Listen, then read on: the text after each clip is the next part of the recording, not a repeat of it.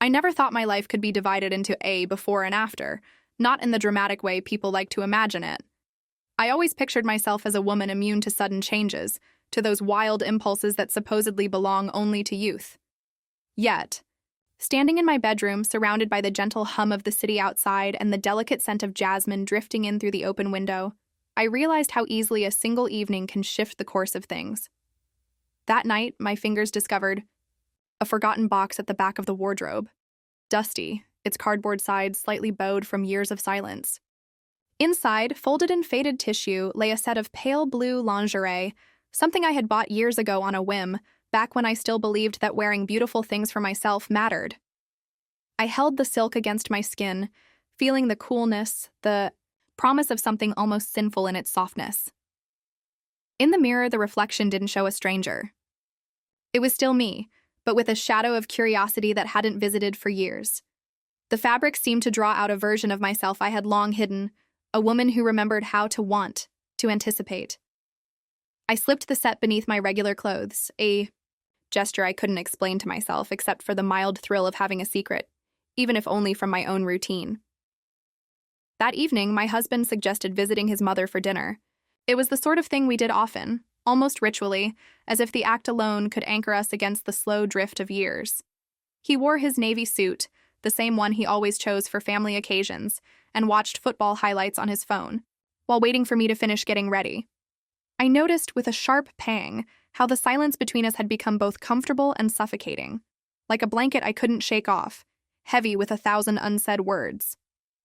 We drove through the golden streets, lights flickering on as dusk settled, and I traced idle patterns on the window, remembering the early years when every outing together felt charged, electric. The apartment was already buzzing with the sounds. A family when we arrived, laughter echoing down the hallway, the scent of roasted vegetables filling the air.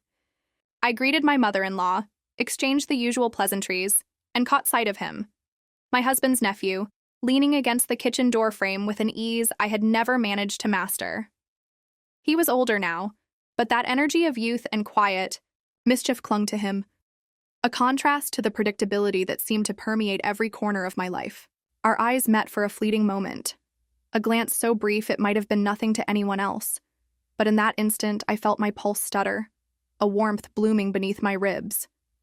Dinner was a blur of conversation, familiar stories retold with new, laughter, wine glasses clinking, the table crowded with too many dishes and not enough room.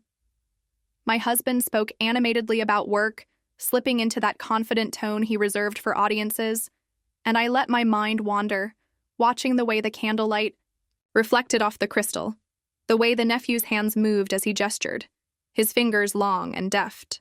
At one point he made a quick joke at my expense, witty, a little too sharp, but delivered with a sly smile that made my lips twitch despite myself. The others laughed, my husband included, but I sensed an undertow, a private current beneath the words. Later, after dessert, when the conversation ebbed and most retreated to the living room, he lingered behind, pretending to help clear plates. In the narrow space between the kitchen counter and the doorway, he leaned in a fraction too close, lowering his voice so only I could hear. "You seem different tonight," he said, not quite a question, his gaze holding mine with an intensity that startled me. My reply was automatic, almost defensive, just tired, long day, the usual. But my cheeks flushed, and I knew he saw through the words, saw something shifting in me that I didn't dare name.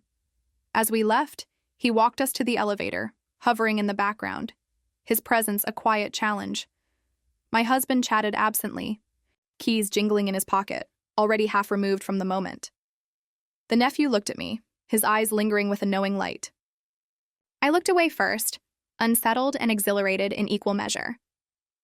That night, back in our own apartment, my husband fell asleep almost immediately, the steady rhythm of his breath filling the dark.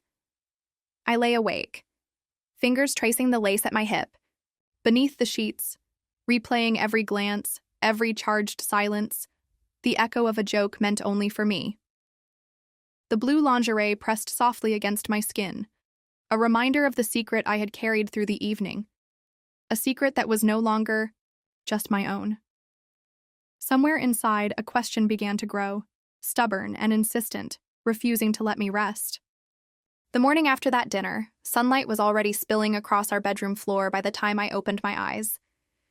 My husband had risen early, his side of the bed already cold, a faint scent of his aftershave lingering in the air. I listened to the sounds of our home, water running in the bathroom, the muted click of shoes in the hallway. There was comfort in these rituals, a rhythm so well rehearsed that I could move through it half asleep, my body remembering what my mind refused to feel. But that morning, the silk of the blue lingerie was still pressed against my skin, and every motion seemed sharper. Every brush of fabric a reminder of a secret I'd resurrected the night before.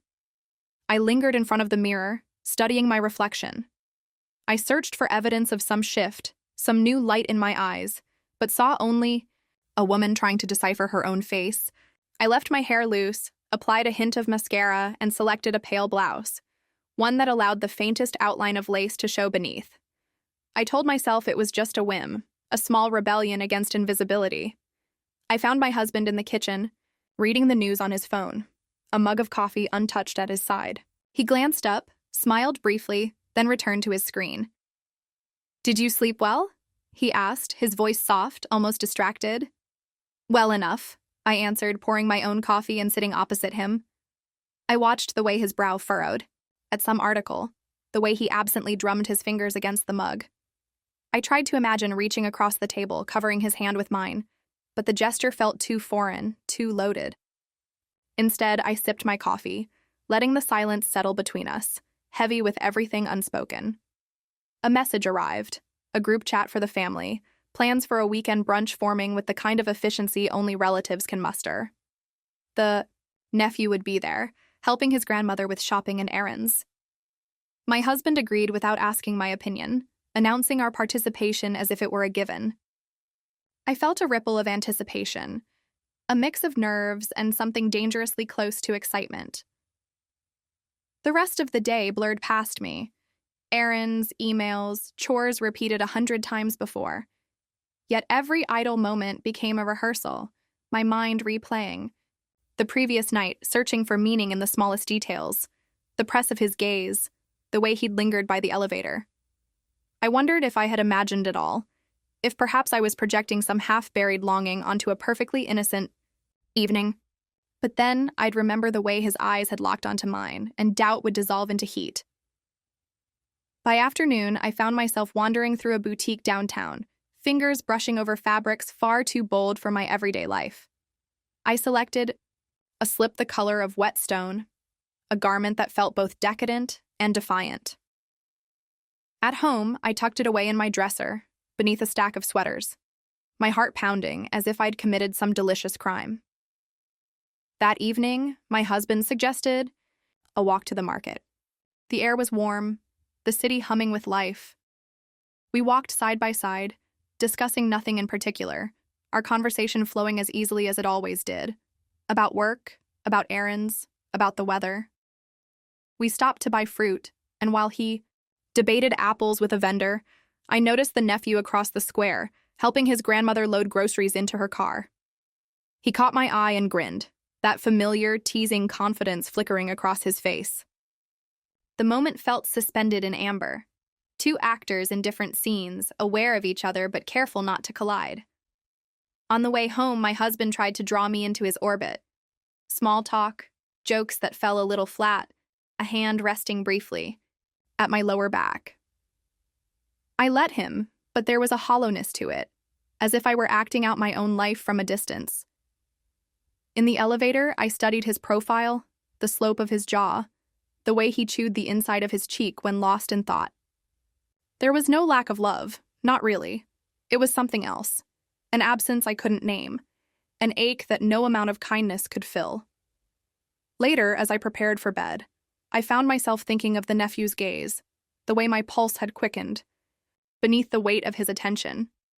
I washed my face, brushed my teeth, moved through each step as if performing for an audience.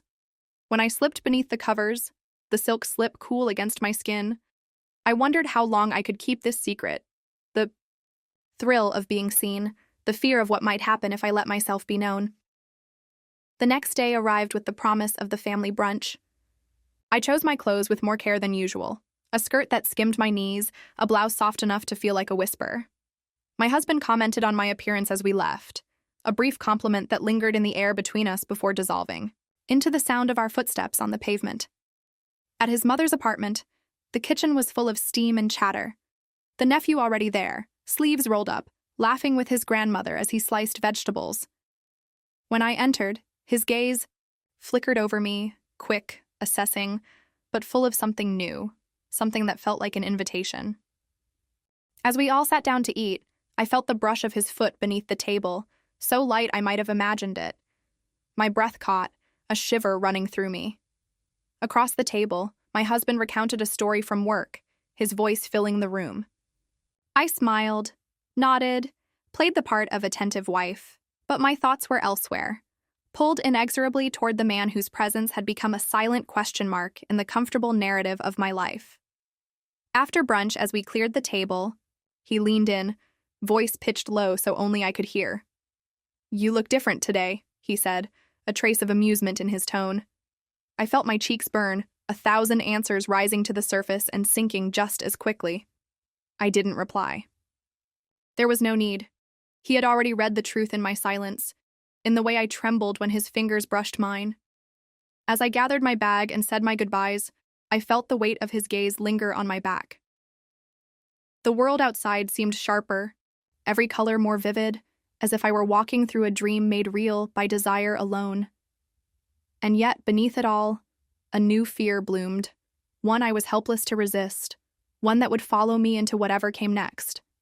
The air felt different that morning, thicker, somehow carrying the scent of last night's rain and the distant promise of something unspoken. I stood at the window in our kitchen, fingers wrapped around a mug gone cold, watching sunlight skitter across rooftops. My husband bustled behind me, searching for his wallet, making mental checklists aloud for the day ahead, his voice blending with the sound of birds outside. Our routine moved forward with mechanical precision. Breakfast, scattered newspapers, the shuffle of shoes in the hallway. There was comfort in it, and yet a dull ache, a sense that we were actors reading lines from a script written years ago, reciting the same words with less conviction each day. After he left, I wandered through the rooms of our apartment, my feet trailing over worn rugs, hand lingering on the back of the sofa where he always left his jacket. I tried to focus on ordinary things, watering the plants, folding laundry, answering emails that required nothing of me but polite efficiency. But my mind spun elsewhere, replaying moments at the brunch, the charged undercurrent of the nephew's gaze, the way his foot had brushed mine beneath the table as if in a secret code. Each memory bloomed inside me, half guilt, half exhilaration. I kept asking myself whether he meant anything by it, whether I was inventing intimacy where none existed, or if I was already too far gone to know the difference. A message arrived, mid-morning, jolting me from my thoughts. "Art exhibition tomorrow. You should come. I'll be there." It was from the nephew. The casual invitation was a ripple through my carefully constructed calm. I hesitated, staring at the words, my pulse racing at the simplicity of it. I typed and erased a dozen responses, finally settling on a non-committal. Maybe. What time? His reply was quick. Early afternoon, he'd text me the details. I told myself it was nothing, an innocent suggestion, a shared interest. But I felt the flutter of anticipation all the same. That night, after dinner, my husband mentioned the exhibition over the clatter of dishes. "He said you might go together," he said, his tone light, the idea presented as a favor. "He knows more about art than I do, anyway." I agreed easily, smiling, grateful that I didn't have to invent an excuse. Still, I watched him, looking for any sign of suspicion, any flicker in his expression that betrayed what was shifting beneath the surface. There was nothing but trust in his eyes, and that more than anything made my chest ache. The next day, I dressed with a care I hadn't shown in years, choosing a fitted dress in deep green, a color I wore rarely, soft gold earrings, and a pair of low heels that made my calves look elegant and strong. Beneath it all, I wore the pale blue set from that first night, the silk now warm from my body, a talisman I couldn't quite part with. I left a note for my husband. "See you later," adding a little heart I hadn't drawn in months, and stepped into the city's warm afternoon. The gallery was housed in an old building near the river. High ceilings, sunlight pooling across worn parquet, the air carrying the hush of anticipation. The nephew was already waiting, leaning against a marble column with a careless confidence that set him apart from the crowd. His greeting was quiet, his smile private. We wandered the exhibits together, pausing in front of bright canvases. Our conversation at first polite, then gradually more candid. He asked about my favorite artists, teased me gently for my traditional tastes, suggested I needed more chaos and color in my life. "I think you're braver than you let on," he said, standing close enough that I could smell his cologne. Fresh, clean, with a hint of citrus. I laughed, shaking my head, trying to deflect, but he watched me with a curiosity that unsettled and thrilled me at once. "I doubt that," I replied, my voice steadier than I felt. "You wore green today," he said. "That's a choice." For a moment, the world narrowed to the space between us, to the subtle weight of his words. I looked away, letting my eyes drift over the people moving through the gallery, the way their conversations seemed like distant waves crashing against the walls. I wanted to ask if he remembered the brush of his foot beneath the table, if he knew how I'd lain awake the night after, haunted by the memory. Instead, I said nothing, my silence hanging heavy between us. Outside, the city was alive with movement, the river sparkling in the late afternoon light. We walked together in companionable quiet, the exhibition catalog tucked beneath my arm. At a small cafe near the water, he insisted on buying me coffee, and we sat on the terrace, legs almost touching, the hum of conversation shielding us from the rest of the world. Our words grew softer, more confessional. Stories from childhood, regrets, dreams spoken as if neither of us expected to be truly heard. "Doesn't it ever get tiring being so perfect?" he asked suddenly, eyes searching mine. I hesitated, the question pressing into something raw. "I don't think I am perfect, not even close." He smiled, slow and knowing. "That's what makes you interesting." For a moment, I let myself believe him, let myself feel the possibility of something new blooming beneath the surface of my carefully managed life. I glanced at my hands, the gold ring catching the sun, and wondered what it would take to loosen its hold. I sensed that a line had been crossed, even if neither of us could name it yet. When we parted, he touched my arm lightly, a brief squeeze that sent a shock up my spine. I walked home with the city swirling around me, every color brighter, every sound sharper. My husband was waiting, dinner on the table, a familiar routine wrapped around me like a protective cloak. I slipped back into my role with practiced ease, but the feeling of his hand on my arm lingered, pulsing like a secret under my skin. That night, I stood by the window long after the city had quieted, letting the memory of the day play over and over in my mind. The taste of coffee, the weight of his gaze, the way my heart had leapt when he leaned in close. I pressed my forehead to the glass, eyes closed, and for a moment allowed myself to wish for what could never be spoken aloud. The city lights flickered, and in their glow I saw not my reflection, but the shadow of a woman learning at last how to want. I woke up feeling restless, my dreams punctuated by flashes of green, by echoes of laughter and the low, intimate timbre of his voice. The memory of his hand grazing my arm at the end of our afternoon together lingered like the ghost of a bruise, gentle, haunting, and impossible to ignore. For the first time in years, I moved through the motions of my morning with a sense of anticipation that bordered on nervousness. There was a strange urgency in everything. The way I chose my underwear, how carefully I brushed my hair, how I lingered in front of the wardrobe, considering dresses I'd neglected for months. The city outside my window was coming alive, traffic swelling and then ebbing in waves.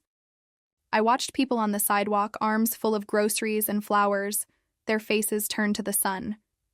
The world seemed almost too vivid. My husband called from the hallway, reminding me about the family dinner that evening, his tone light, but I heard the edge beneath it, a tension I couldn't place. I wondered if I was imagining things, if perhaps he'd begun to sense the subtle currents that had shifted between us, or if I was simply projecting my own guilt outward. I tried to lose myself in routine, attacking chores with an intensity I rarely felt. By noon, I'd cleaned the apartment twice over, reorganized my dresser drawers, and even wiped the inside of the windows, searching for clarity where there was only restlessness. Every so often, my phone would buzz, a message from a friend, an update from my husband about work, but not the one I was secretly hoping for. When it finally came, my heart leapt. It was brief. "Are you free later? There's something I want to show you." He suggested meeting in the late afternoon, away from the city center, somewhere quieter. I stared at the message, the words humming with possibilities. My fingers hovered over the keys, weighing risk against desire, but the decision had already been made somewhere deeper than reason. "Yes. Send me the address," I replied, my pulse thrumming. I changed outfits 3 times before settling on something simple. A light summer dress that floated around my knees, flats, a thin gold chain at my neck. Underneath, I chose new lingerie. A gift to myself, silk and lace in a shade of champagne. I told my husband I'd be out shopping for the evening meal. He kissed my cheek, distracted by work emails, and I stepped out into the sunlight, nerves sparking beneath my skin. The address led me to a small art supply store at the edge of an old quarter, the kind of place that smelled of paper, dust, and possibility. He was already there, leaning against the brick facade, arms crossed, a canvas bag at his feet. He smiled when he saw me, an expression that held none of the reserve he wore around the rest of the family.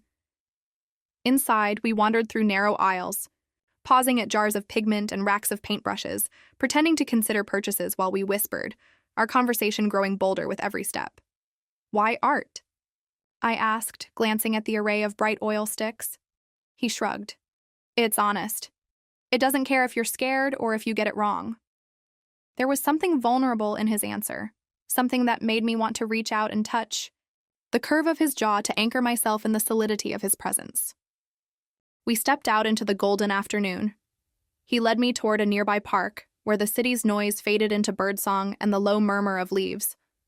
We found a bench in the shade. For a long time, we just sat, shoulders nearly touching, watching, a group of children chasing each other across the grass. There was a sense of suspended time, of being held outside of our real lives. He turned to me, his voice low. "You don't have to be so careful, you know. Not with me." There was a tremor in the air between us, charged and delicate. I looked away, unable to meet his gaze, afraid that he'd see everything I was trying so desperately to conceal.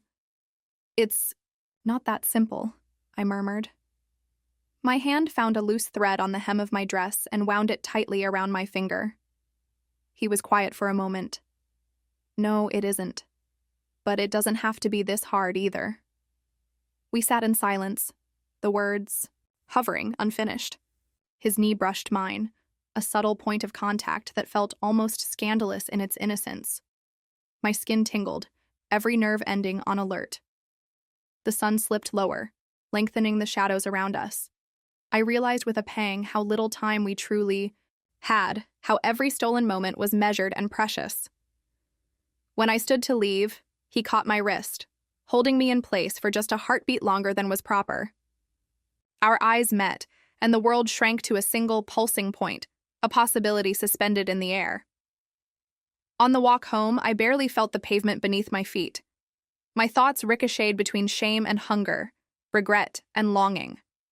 I was acutely aware of my body, the rustle of silk against my skin, the heat lingering on the spot where his fingers had held me. At home, I went through the motions of normalcy, chopping vegetables, setting the table, pouring wine for my husband. But my mind was elsewhere, spinning through all the things I hadn't said and everything I still wanted to feel. That evening, at dinner, the conversation ebbed and flowed around me. My husband talked about his day, about clients and deadlines, about a new project at work. I nodded, smiled in the right places, even laughed when the moment called for it.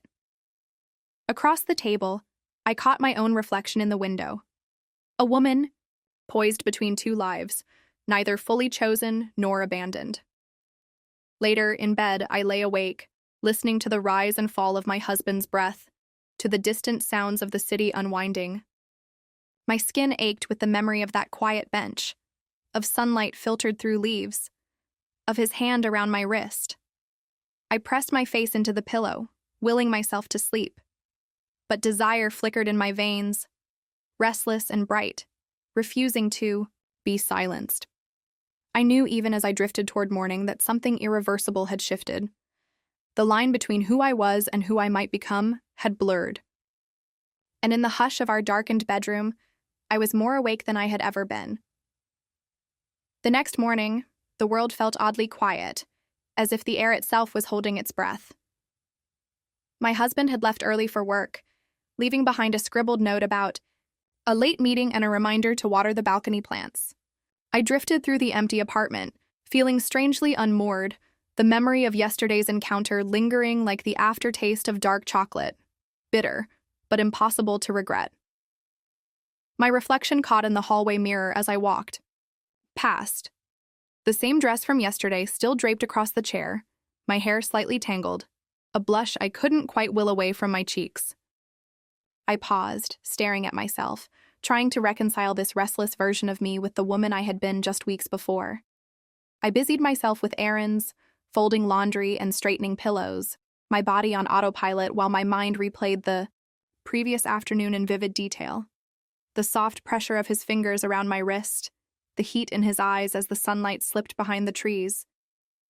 There was a trembling in me, a sense of something about to give way, an urge I could no longer deny. I realized how little I wanted to. Desire is a stubborn thing. It grows in silence, feeds on glances and memories, until it becomes impossible to contain. By noon, my phone chimed, a message from him. Not a long note, just a simple question. Can you get away? The words pulsed on the screen, urgent and private. My heart hammered in response, both anxious and exhilarated. I typed out an excuse for my husband, groceries, an errand that couldn't wait, and hurried out the door, not even bothering with lipstick or a change of clothes. It felt reckless, intoxicating, like running through rain without an umbrella. He was waiting for me near the old city park in the shadow of the plane trees. There was a tension in his stance, a quiet challenge that dared me to step into the unknown. When I reached him, we exchanged no greetings, just a look that said everything words couldn't hold. He led me away from the busy paths, down winding trails where sunlight filtered through leaves, dappling our skin in shifting gold. We found a quiet corner near the duck pond, out of sight from the rest of the world. He sat beside me on a low stone wall, our knees almost touching, and for a moment we simply existed together in the hush of summer air.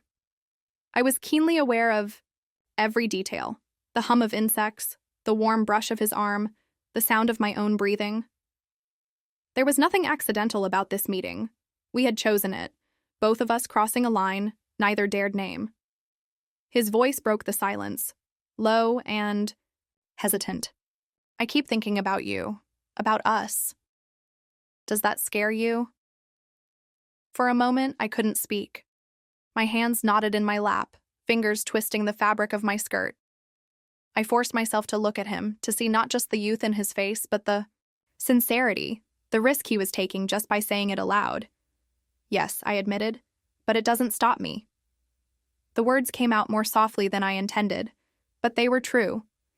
I had never been so aware of my own heartbeat, the rush of blood in my ears, the longing that had become a part of my every thought. He smiled, a crooked, vulnerable expression that made him look almost boyish. I don't want you to be afraid. Shook my head, a shaky laugh escaping my lips. Too late for that. He reached for my hand, his palm warm against mine. For a moment, we just sat like that, two people clinging to a secret world. And then he leaned in, hesitated only a heartbeat, and pressed his mouth to mine.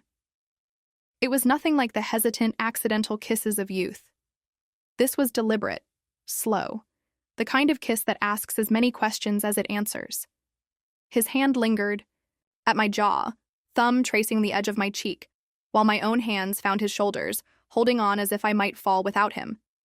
I tasted mint and longing and the sharp edge of fear, all tangled together in that small, sacred space between us.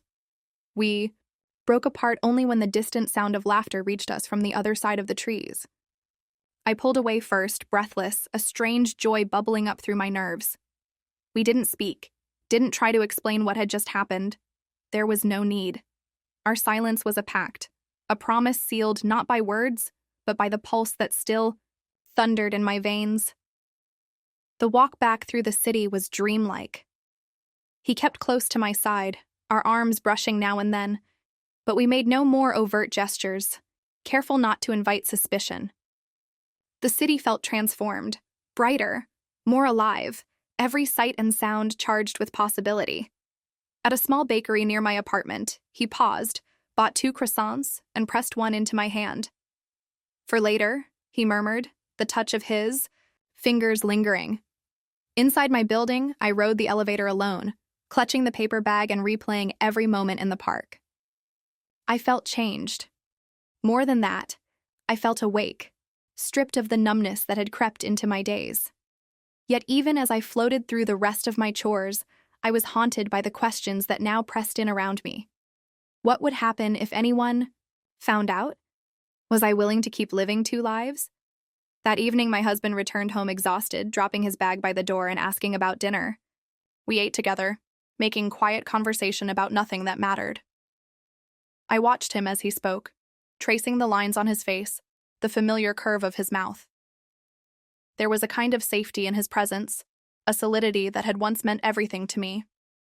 And yet, as we cleared the table, I felt the ache of absence, the knowledge that no amount of comfort could replace the heat that now simmered just beneath my skin. In bed that night, I lay awake long after the lights were out, staring at the ceiling and listening to the distant hush of the city outside. My mind spun with memories and regrets, with longing and fear, with the thrill of something I could no longer pretend not to want. I pressed a hand to my lips, remembering the taste of him, the way my body had come alive in his arms. I knew without question that nothing would ever be the same again. The days that followed seemed to move both too quickly and not at all, as if time had split into parallel streams. I did everything as I was supposed to, shopping for groceries, checking emails, folding laundry, answering questions with the right smile at the right time. But underneath it all, something in me pulsed with restless energy, a hunger that routine could not dull, a sharpness that made every ordinary moment shimmer with unreleased possibility. My husband moved through our apartment with the quiet certainty of habit, his presence familiar, his absence oddly poignant. Each evening he brought news from work, little gifts, the latest piece of family gossip, all delivered with a distracted tenderness that made me ache for the days when every gesture meant more. It became harder to concentrate on the everyday. Every time my phone buzzed, I would flinch, a rush of anticipation flooding me. Messages arrived at odd hours, short, cryptic notes from him, sometimes no more than a question or a photo, a snapshot of a sunset, or a detail of something he'd seen and thought I would like. I replied in kind, always careful, always erasing. The threads afterward, yet unable to stop. The secrecy wasn't a thrill, but a necessity. A thin line drawn between the life I lived and the life I had started to imagine. It was a Saturday when everything shifted again. My husband announced a last-minute family gathering at his mother's apartment, some cousin's birthday, a reason for everyone to crowd together, share food, laugh, pretend nothing ever changes. I dressed with my usual care, choosing a skirt that flared softly around my knees, a blouse the color of soft eggshell, and beneath it all, lingerie that was far too delicate for such an occasion. As we left, my husband complimented my appearance, squeezing my hand in the elevator. His words felt warm, but his eyes never quite met mine. The party was a haze of voices, clinking glasses, children darting between adults, the television droning in the background. I helped in the kitchen, poured drinks, smiled through endless rounds of small talk. But my attention was elsewhere. He arrived late, rushed, a little breathless, offering apologies to the room before slipping into the flow of conversation as if he'd always been there. Our eyes met across the table, a flicker of recognition and hunger passing between us, hidden behind the mask of polite amusement. We played a dangerous game that afternoon. Each time we passed in the hallway or brushed shoulders at the counter, sparks flew. Subtle, careful, but undeniable. I became hypersensitive to every accidental touch, every lingering glance, every pause too long to be innocent. It was like breathing rarefied air, heady, light, and laced with the risk of falling. After dessert, as guests drifted out to the balcony or the living room, he found me in the quiet of the back hallway, pretending to look for a missing bottle of wine. He leaned against the doorframe, casual but with an intensity that made my skin prickle. "You're quiet today," he said softly, his words almost lost beneath the laughter from the next room. "Too many people," I replied, not trusting myself to say more. He moved closer, his hand resting on the small of my back just for a second. I held my breath, the air between us taut with longing. "Let's leave," he whispered, so low I barely heard. "Just for a walk. 10 minutes. I glanced at the doorway, at the shadows that might conceal us, at the risk shimmering just beneath the surface. For a moment, I hesitated. Then I nodded. We slipped out unnoticed, down the stairwell and into the quiet of the early evening. The city had settled into that soft blue hour, everything washed in pale gold and violet. We walked side by side, not speaking, our hands brushing every so often. The streets felt both familiar and new, transformed by the charged silence between us. We wandered without purpose, losing ourselves in the slow rhythm of footsteps and shared breaths. At a quiet corner, he stopped and turned to face me. The street was empty, the windows above filled with the warm glow of other people's lives. He searched my face as if looking for permission, for something final. For a moment, the urge to confess everything, to explain my hunger, my loneliness, my fear, rose in my throat, but I swallowed it, letting my eyes say what I could not. "I want this," he said simply. "Whatever it is, for as long as we can have it." I didn't answer, but when he reached for my hand, I took it, holding on tightly as we stood in the hush of the city, two shadows clinging to a moment that felt stolen from the rest of the world. We returned to the party after only a short while, slipping back in among the guests with a practiced ease. No one seemed to notice our absence, or if they did, they said nothing. The night wore on, filled with laughter and music, but something had changed. The secret between us felt larger, heavier, as if we'd crossed another invisible line. At home that night, my husband wrapped his arm around me in the darkness, murmured something about the future, his words heavy with a hope I could no longer share. I lay awake beside him, eyes open to the ceiling, feeling the shape of his hand still pressed into mine. The world outside was quiet, but inside, every part of me thrummed with a restless, impossible need. I knew the next step would come, soon, whether I wanted it or not. The days after that party blurred into each other, every routine shadowed by anticipation and fear. My husband moved through our shared spaces with practiced affection, gentle touches in the kitchen, a hand at my waist in the evenings, questions about my day that he listened to with distracted warmth. I answered him softly, careful to hide the tremor that seemed to inhabit me now, the feverish edge that his presence could not cool. He noticed the changes in me, I could tell, an added lightness in my voice, a new tension in my silences. But he never pressed, choosing comfort over confrontation. My phone was never far from my hand. Messages from the nephew arrived at unpredictable times. A photo of a half-eaten pastry, a snippet of a song, a single word, thinking. Each note was a spark, setting fire to the monotony of my days, and I found myself growing reckless in my replies. We arranged our next meeting with a series of cryptic texts, choosing a day when my husband would be busy with business dinners and family obligations. I spent hours preparing, my nerves raw and exposed. I chose my clothes slowly, a long black skirt, a blouse soft as milk, and beneath it all, my most daring lingerie, red, sheer, unapologetically designed for pleasure.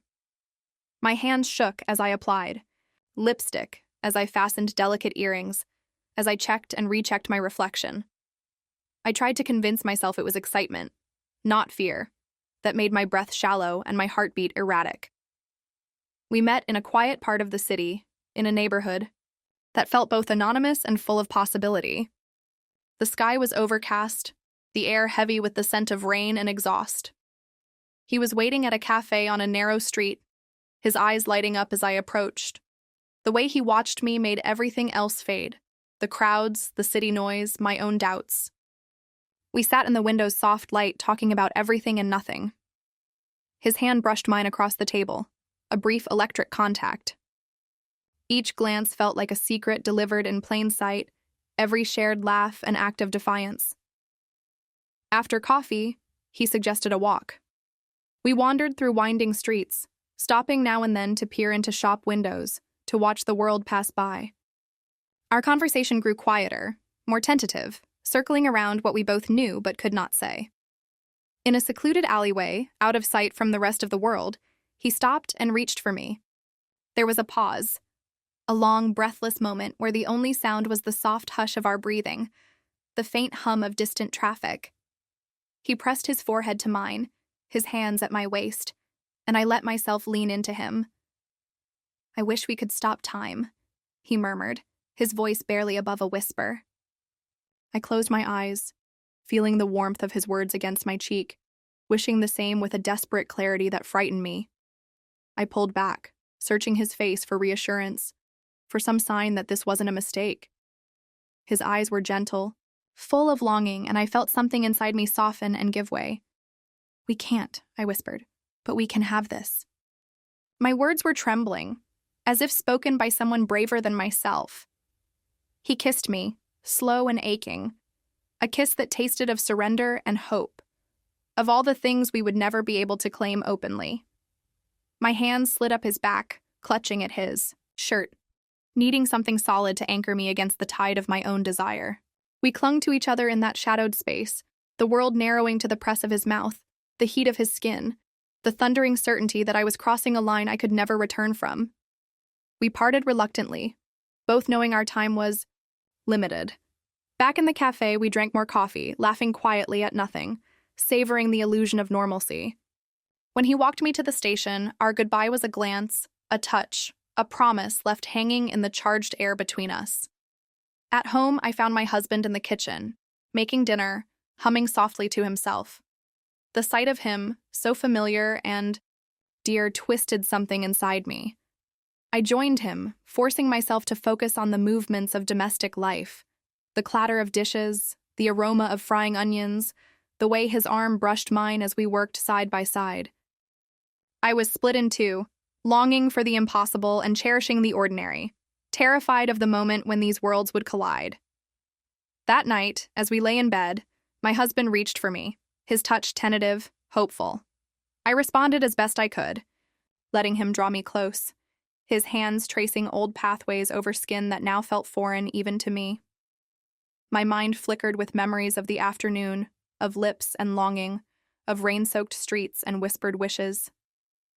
I wanted to lose myself in the comfort of his arms, to believe in the safety we had built together, but I couldn't stop the ache that pulsed just beneath the surface, the hunger for something wild and new, the sorrow for the trust I was slowly, inexorably, betraying.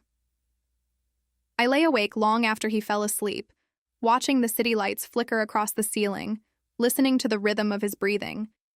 The taste of the nephew's kiss lingered on my lips, sweet and dangerous. I wondered how long I could balance between these worlds, how many more secrets I could carry before everything came crashing down. In the quiet darkness, I clung to the memory of the alleyway, to the feeling of his hands at my waist, to the knowledge that for now, I could still choose. But I also knew that soon, inevitably, the choice would be made for me. The first sign that the walls were closing in was so subtle I almost missed it. A curious glance from my husband when I returned home later than usual, the way he paused, before kissing my cheek, eyes searching for something familiar in my face. I answered his questions with care, letting each reply settle gently between us, careful to hide the tremor in my voice. It was a performance I'd learned by necessity, each day refining my lines, smoothing the rough edges of my guilt into something that resembled normalcy. But normalcy was vanishing, replaced by a constant tension that throbbed in my veins. My thoughts flickered between fear and excitement, my every action colored by the awareness of what I was risking. Every secret message, every sidelong glance, every moment stolen from the hours of my ordinary life, they wove together into a tapestry that both thrilled and terrified me. I felt myself fraying at the edges, caught between longing and dread, unable to choose which would win. He and I continued our dance, finding each other in the quiet corners of the city, a bookshop on a rainy afternoon, a walk along the river, at dusk, the back row of a sparsely attended film where our hands brushed in the darkness and the world shrank to the space between our palms. Each encounter was a lifeline, pulling me out of the gray routine of my days, but also a weight, heavy with the knowledge that we were pushing further into forbidden territory. On a gray Thursday, when the air was thick with the promise of rain, he suggested we leave the city for a day, escape the relentless watchfulness, the constant threat of discovery. I told my husband I was meeting an old friend, rehearsing the story until it sounded natural even to my own ears. He nodded absently, distracted by work, and I felt a twist of guilt, sharp and unexpected, as I packed my bag with the careful attention of a woman preparing for a trip that could never be spoken of. He picked me up outside our apartment, the car warm with the scent of coffee and the faint trace of his cologne. We drove in near silence, both of us acutely aware that this was something new, an act of willful rebellion, a day stolen from the lives we were supposed to lead. The countryside unfolded around us, fields of pale green and gold stretching out beneath a sky that seemed endless. For a while, we said nothing, letting the hum of the engine and the rhythm of the road fill the space between us. We arrived in a small town by the sea, its streets quiet, the only sound the rush of waves against the rocks. We wandered through narrow alleys, stopping for coffee in a sunlit cafe, pretending for a few precious hours that we were anyone else, two travelers on an ordinary day, free of secrets and consequences. I felt light and unburdened, laughing more easily than I had in years, my body loosened by the salt air and his presence beside me. In the afternoon, we walked along the shore, the wind tangling my hair, the sand cool beneath our feet. He reached for my hand, and I let him, not caring who might see.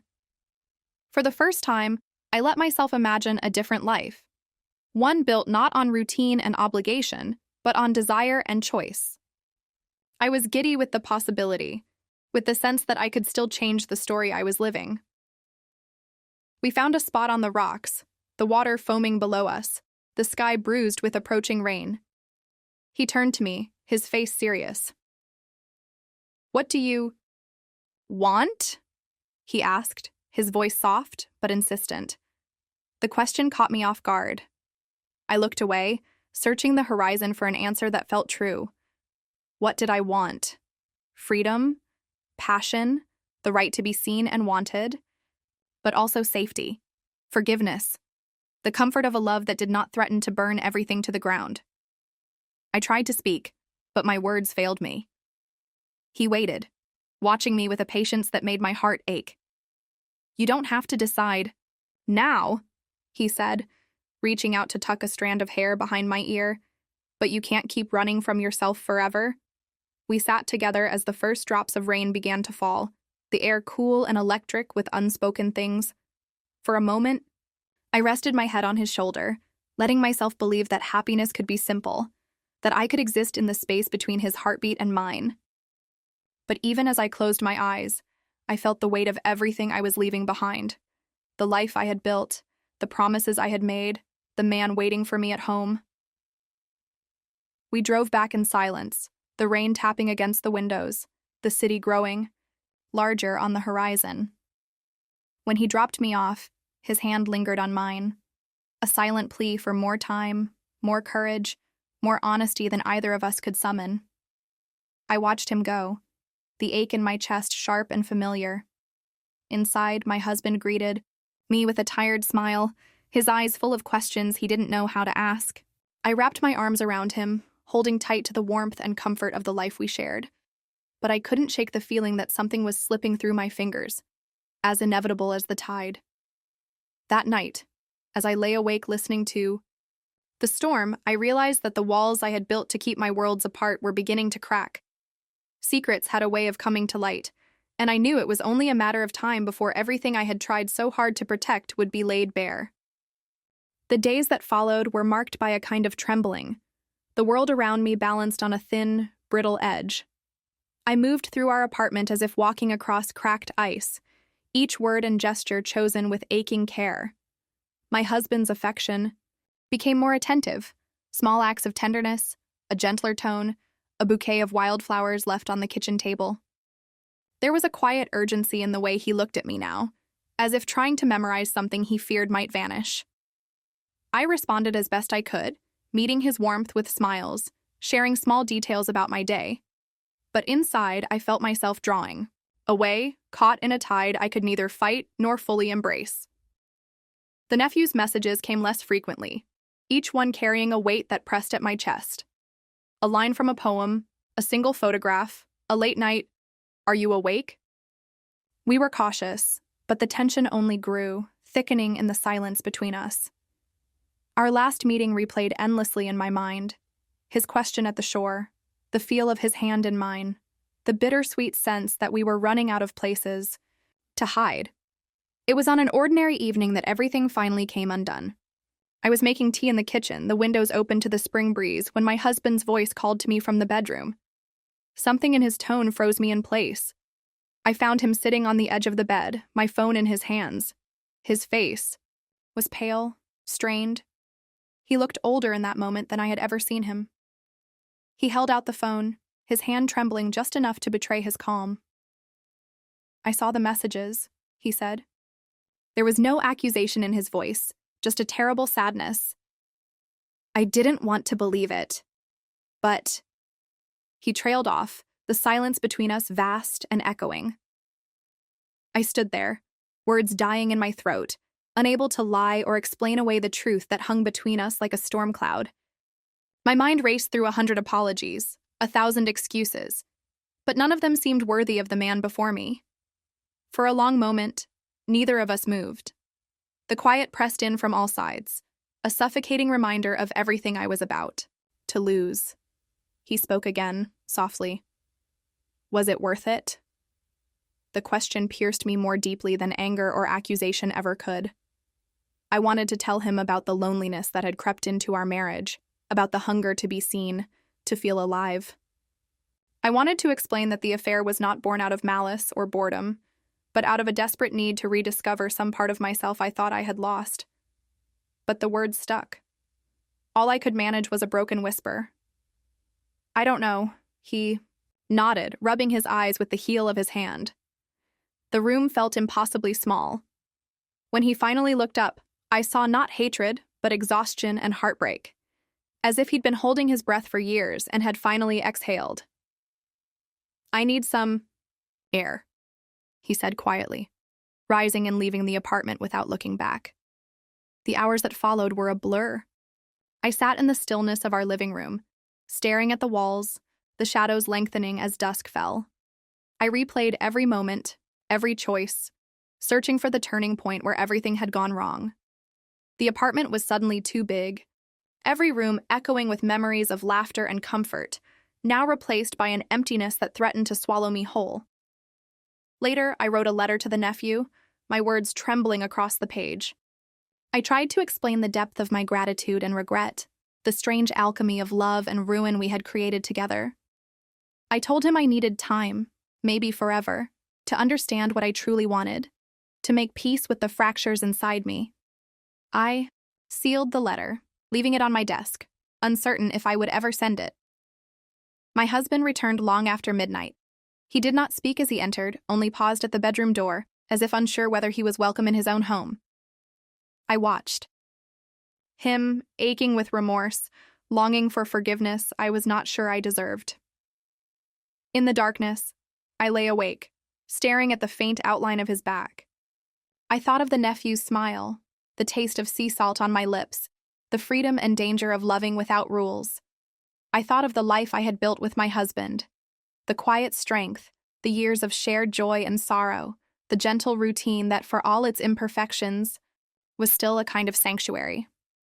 The morning brought no answers, only a numb resolve to keep moving, to tend to the ruins left behind by desire and fear. I made coffee, watered the balcony plants, swept crumbs from the kitchen floor. My husband watched me with tired eyes, neither forgiving nor condemning, his silence a wound that would take a long time to heal. When the nephew's next message arrived, I let it go unanswered. I stood at the window, watching the city wake beneath a sky streaked with pale gold. I didn't know what the future would bring, whether love could be rebuilt from the ashes, or whether some stories could only be survived, not salvaged. But, for the first time in months, I faced my reflection without flinching, determined to claim whatever fragments of myself remained. There are losses you never stop carrying, secrets that never truly fade. But there is also the chance, however fragile, to begin again. And as the day broke open around me, I realized that even in endings, there could be the faintest outline of hope.